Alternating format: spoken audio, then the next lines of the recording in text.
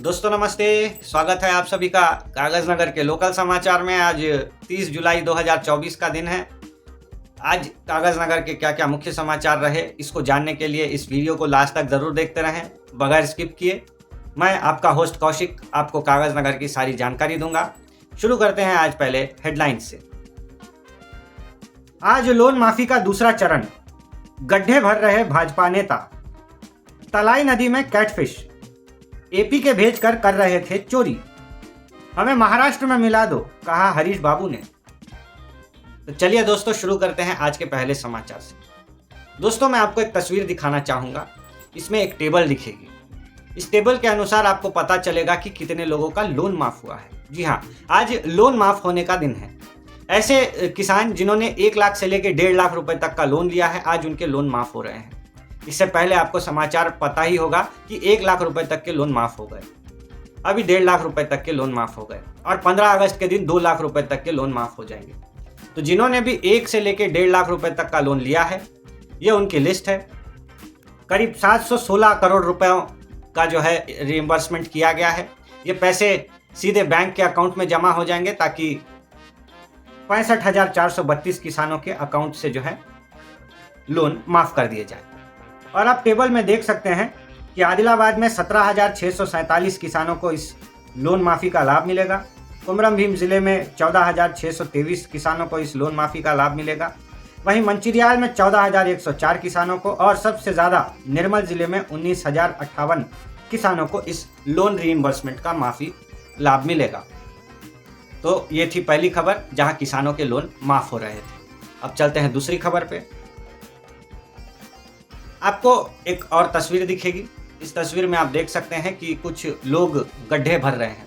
ये लोग भारतीय जनता पार्टी के लीडर हैं, सारे कार्यकर्ता हैं और ये कार्यकर्ता हर जगह घूम घूम कर रोड पे गड्ढे भर रहे हैं, क्योंकि ऐसे रोड जहाँ पे पानी भर गया था अभी पानी उतर चुका है। ऐसे में ऐसे सड़कों को जो है इन्होंने चिन्हित किया जहाँ पानी भरा हुआ था, और इन पानी भरे सड़कों से जब पानी उतर गई, वहाँ जो गड्ढे बच गए, उन गड्ढों को भरने का काम यहाँ पे बीजेपी के कार्यकर्ता कर रहे हैं।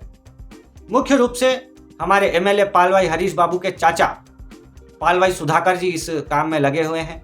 वो हर जगह जा रहे हैं, कार्यकर्ताओं के साथ खड़े हो रहे हैं और रोड के ऊपर मौजूद सारे गड्ढों को ट्रैक्टरों से भरवा रहे हैं। ये एक अच्छा इनिशिएटिव है, इसकी हम सभी को जो है एक तारीफ करनी चाहिए। अगर आप भी अपनी राय रखना चाहते हैं तो कमेंट में बता सकते हैं। चलते हैं अगली खबर पर, जो कि है नदी से जुड़ी हुई। हमारे पेद्दावागु में एक छोटी सी नदी आकर मिलती है, इसका नाम है तलाई नदी। ये तलाई नदी बेज्जूर मंडल में है और हमारे ही जो पेद्दावागु है उसमें आकर के ये छोटी सी नदी मिल जाती है।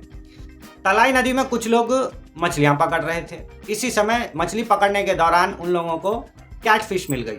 जी हाँ, कैटफिश एक बहुत दुर्लभ प्रजाति है जो कि हमारे यहाँ नहीं पाई जाती। गोदावरी नदी में शायद पाई जाती है, वहाँ से ये तैर करके हमारे यहाँ पे आई है।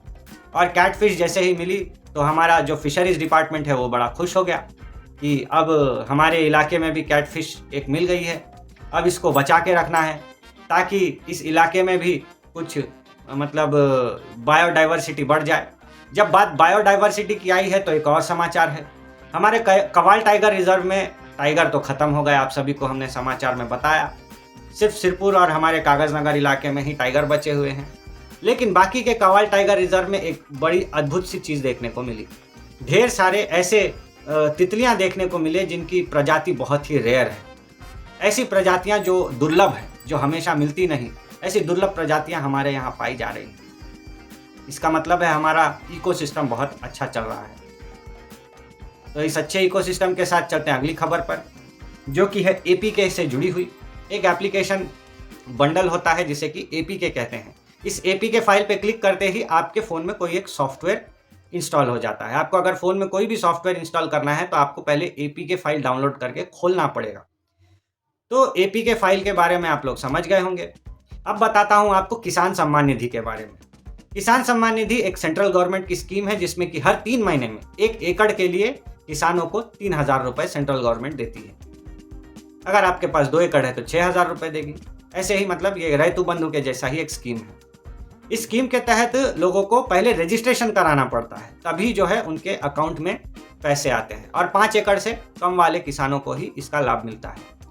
अभी चूंकि इसमें आपको रजिस्ट्री कराना है, उसके बाद आपको पैसे मिलेंगे, इसीलिए एक धोखेबाज ने बड़ी अच्छी टेक्निक यूज़ की।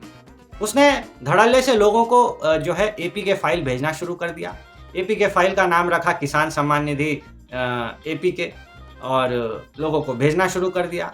उसने सभी को व्हाट्सएप में मैसेज भेजा कि अगर आपको किसान सम्मान निधि में रजिस्ट्रेशन कराना है तो इस एपी के फाइल को खोलिए। लोग जैसे ही एपी के फाइल खोलते तुरंत उनके अकाउंट में से कुछ पैसे गायब हो जाते। अब ये डिजिटल धोखेबाजी का ज़माना है दोस्तों। ऐसे ही आलतू फालतू एपीके को इंस्टॉल मत कीजिए। अगर आपको कोई भी सॉफ्टवेयर अगर डाउनलोड करना है अपने फ़ोन में तो सिर्फ और सिर्फ गूगल प्ले स्टोर से ही कीजिए, या फिर अगर आप एप्पल फ़ोन चलाते हैं तो आपके एप्पल स्टोर से ही इंस्टॉल कीजिए।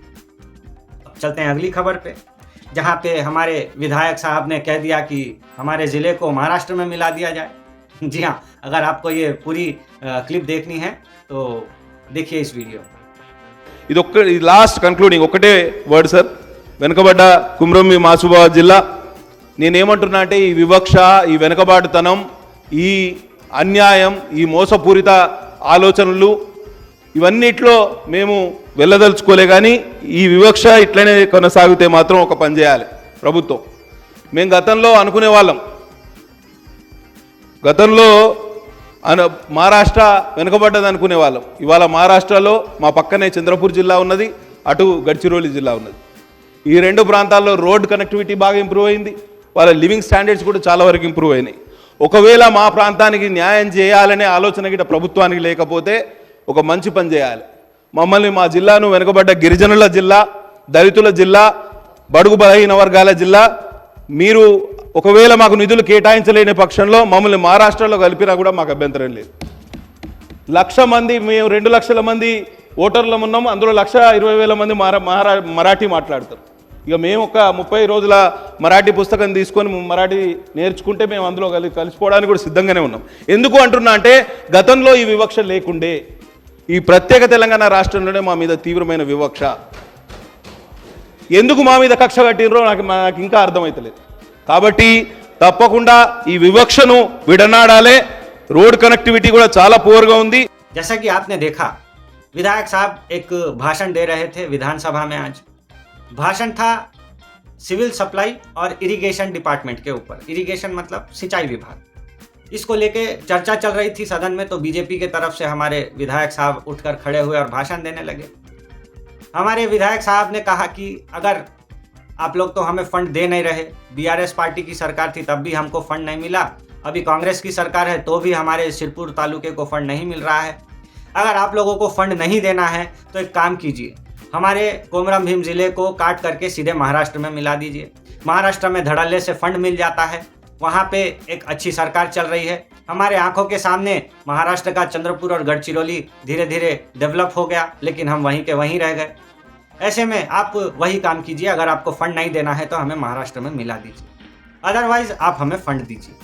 वैसे भी 2 लाख की वोटिंग में 1,20,000 लोग ऐसे हैं जो कि मराठी में बात करते हैं। चाहिए तो हम लोग भी 30 दिन कोई किताब पढ़ के मराठी सीख लेंगे, लेकिन अगर फंड देना है तो दीजिए, अदरवाइज़ हमको महाराष्ट्र में मिला दीजिए। ये संदर्भ था उनके आज के इस भाषण का। वैसे अगर आपको ये पूरा भाषण सुनना है तो हमने ऑलरेडी अपलोड करके रखा है, लिंक डिस्क्रिप्शन में है, ऊपर आई बटन में भी है। और जैसे ही ये वीडियो ख़त्म होगा ये न्यूज़, तभी आपको एक और वीडियो का अलग से बटन दिखेगा, उसमें भी ये वीडियो आपको मिल जाएगा पूरा भाषण वाला। तो आज के समाचार इतना ही दोस्तों। उम्मीद है आपको ये समाचार पसंद आए होंगे। मिलते हैं अगले वीडियो में, तब तक इजाज़त दीजिए मुझे, आपके दोस्त कौशिक को। धन्यवाद।